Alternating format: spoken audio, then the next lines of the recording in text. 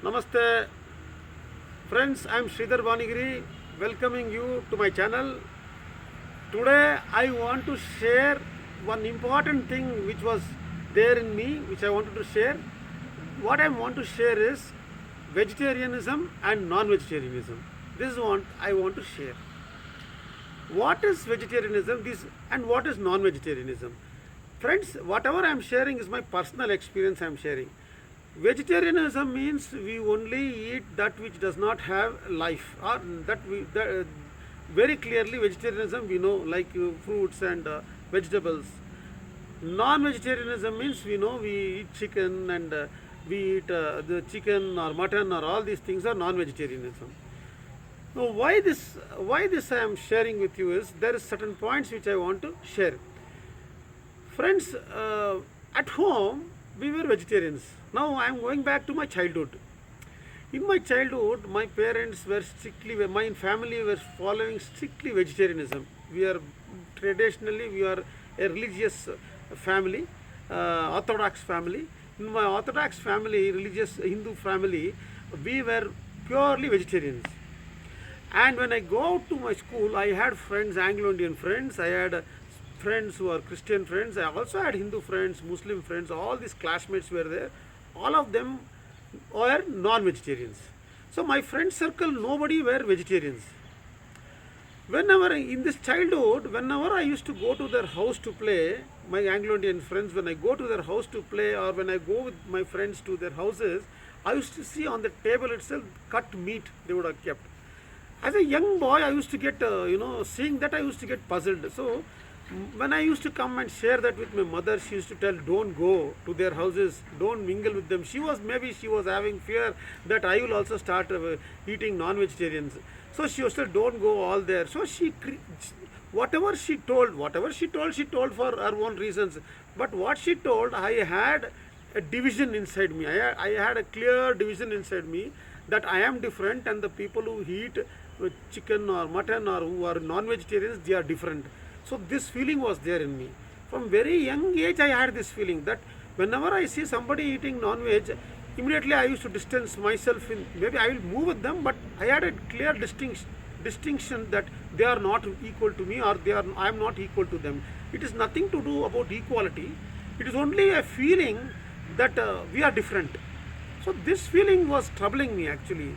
This feeling, I cannot have this feeling. So I wanted to break this feeling. So as I grew up, when I went to my professional engineering college days, then I wanted to one day test it only and see what will happen. Let me see. So when I tasted non-vegetarians also, nothing happened.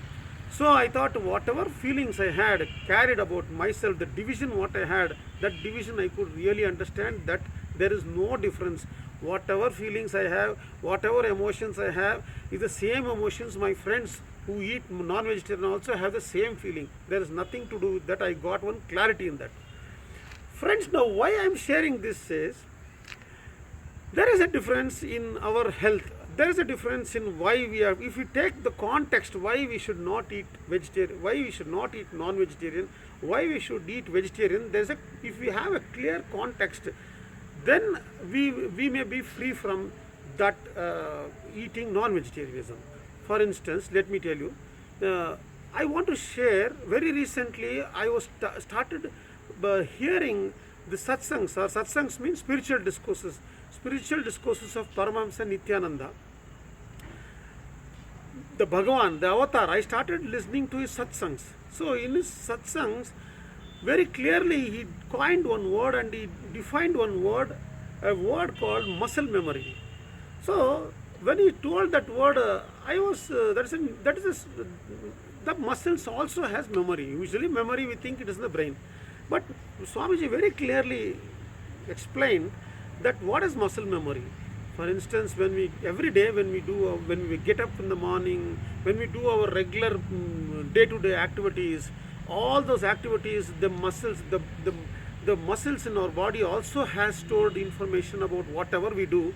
So next day also the muscle knows what to do. For example, driving a car, we know which muscles will move to drive a car. While getting up, simple example, while getting up in the morning we brush, we know which muscles to move to brush. So he was explaining about what muscle memory is. And also friends, this muscle memory is is not a concept. It's a real. It is real. There is muscle in the muscles. There is memory stored. Like that also, animals also have this muscle memory. So if you see, generally Swamiji very clearly explained, when you see animals, they are constantly in fear of being attacked, or even the fear of being attacked, or the fear of aggression is there in animals when it is going to be killed. So this aggression or this feeling which is there is not actually the muscle, not actually the meat. It is the energies, subtle energies. Those subtle energies will not be destroyed. The emotional energies what we have cannot be destroyed. The emotional energies are there, whether it is positive emotional energy or negative emotional energy, they are all cannot be destroyed. It is all coming out from our consciousness.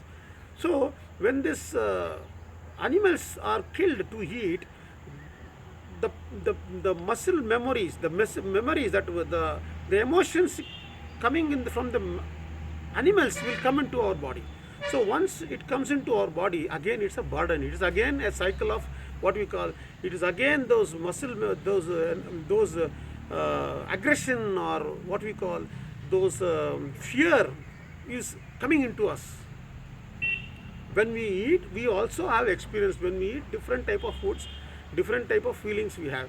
The foods, some foods will give us very good sleep, some foods will keep us very alert. So like that, these muscle memories plays a very important role in how we approach life. All these things I am telling you, I am telling to my viewers is because if we have a right context, why we should not eat, then maybe we'll be free from it. When the animal is killed, it does not bless us and it dies. It also it also gives all the hatred or anger or pain, whatever it carries, to the when it dies, it gives out all that, it expresses all that. So all that is what when a person eats will go and accumulate in his body. So this, friends, why I am sharing this, what really matters is, our body has natural ability to heal. We have a natural ability to heal ourselves. This healing will be disturbed when we eat when we eat non-vegetarian food. The healing power in us will get disturbed. So I used to have egg. After attending to Inner Awakening program conducted by Swamiji, I decided to drop that also, because I know that if I want to heal myself, or if I want to radiate healing energies to others, I should see that I do not have these negative emotions in me. This is one thing I want to share.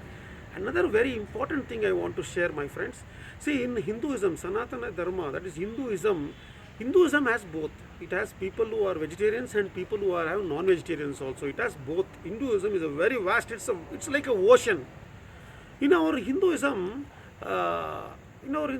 long back, like there were great sages like Shankaracharya. I want to share one story. It's not a story; it's a real thing. Shankaracharya, 1,200 years back, he was a great Hindu guru or master who contributed to the world, or contributed to humanity on Advaitism, oneness. So Shankaracharya, he is known to have these 4 Shakti Pitas in 4 corners of India. The 4 Shakti Pitas, one is in Sringeri, another one is in Puri, another one is in Badrinath, and another one is in Dakshina Shukali, where Kali is there. So all this in Calcutta, all these Shakti Pitas was established by Shankaracharya. When he came to the banks of the river Tunga, that is in Karnataka, where this Sringeri Mutt was established, he saw a beautiful, he saw a very wonderful or very extremely different image he saw, where in that he saw in the mid sunlight, there is a huge scorching sun. In the sunlight on the banks of the river Tunga, he saw a frog giving birth to its. When the frog was giving birth, he saw the extraordinary thing where a cobra was, was a cobra was taking its hood and protecting the frog from the scorching sunlight. So that after seeing that, he made he did one. He got so much inspired and he made this Sharada Shingeri Pita there. That story is not a story; it's a real thing.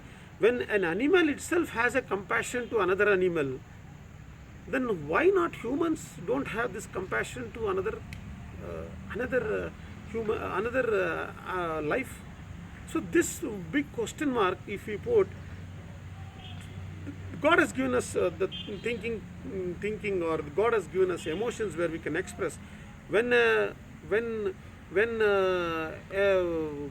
when an animal, when a creature like a cobra itself protects the frog out of compassion of seeing the suffering, that that also can give a big impact when we know that, if we have humans also can think.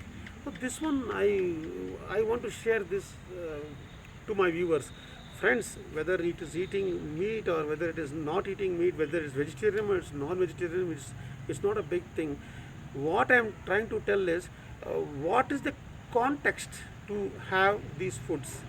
If you have the clear context, for example, in Hinduism, we have all the different sections of community who do not eat on certain days. They don't eat on Friday, they don't eat on Monday. They tell Friday will not eat, Monday will not eat, or one whole month they'll tell this is a holy month and they'll not eat. So actually, basically, they don't want to eat. Basically, they don't want this. They don't want to kill and eat the animals. That's the basic truth. But they are not able to live up to that ever, because they are accustomed to the other. They are getting accustomed to the eating habits. Why only not eat on special days? You can completely stop eating if you understand the context. That's what I want to share. If our people understand the context that they should not eat meat, that if by eating meat they will have more health issues, that may also be one context. But when they really understand the context behind not eating meat, the context between the compassion, if they understand, definitely they will stop. This I want to share it. I am not trying to advocate to be non-vegetarians or vegetarians. It's your choice. Eating is everybody's choice. I am just sharing what are the benefits, or how one can look at eating vegetarianism and non-vegetarians, how they can look at it and change their habits of eating. That's what I want to share. Thank you.